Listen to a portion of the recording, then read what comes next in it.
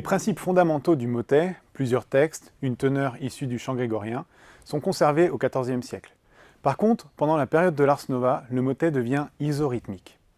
L'isorhythmie, c'est une méthode de composition qui combine une séquence rythmique, qu'on appelle taléa, avec une séquence mélodique, qu'on appelle colore. Ces deux séquences étant généralement de durées différentes. C'est une approche très mathématique, qui peut donner lieu à des compositions très complexes. Prenons un exemple pour être clair. Je prends une taléa, une séquence rythmique, et je décide que cette séquence aura 5 durées. Ta, ta, ta, ta, ta.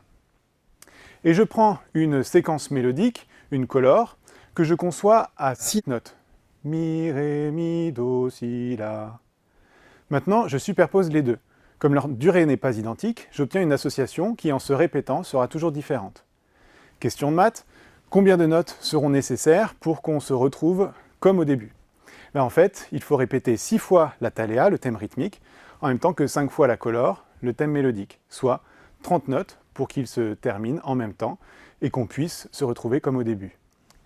Mi, ré, mi, do, si, la, mi, ré, mi, do, si, la, mi, ré, mi, do, si, la, mi, ré, mi, do, si, la, mi, ré, mi, do, si, la.